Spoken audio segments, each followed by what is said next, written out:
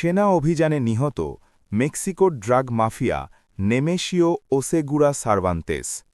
নিহত এই mafia El Mencho নামে পরিচিত ছিলেন। গুরুতর আহত অবস্থায় মেক্সিকো সিটিতে নিয়ে যাওয়ার সময় মৃত্যু হয় এল মেনচোর।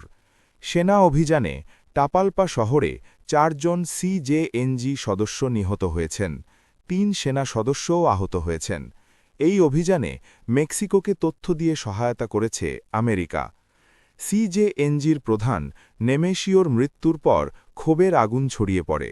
মেক্সিকোর ৮টি শহরে হামলা চালায় সিজেএনজির সদস্যরা। রাস্তা বন্ধ করে দেওয়া হয় ও সেনাদের ওপর অতর্কিতে হামলা চালানো হয়। মেক্সিকোর রাষ্ট্রপতি ক্লডিয়া শেইনবাম পার্দো মেক্সিকোবাসীদের কাছে শান্ত থাকার জন্য আবেদন জানিয়েছেন। ৫৯ বছর বয়সী এল মেনচো নিজে একজন পুলিশ অফিসার ছিলেন, ড্রাগ কারবারি হিসাবে কুখ্যাত হয়ে ওঠেন।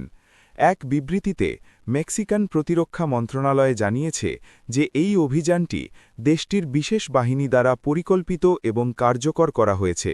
অভিযানের সময় বেশ কয়েকটি সাঁজোয়া যান এবং রকেট লঞ্চার সহ অস্ত্র বাজেয়াপ্ত করা হয়।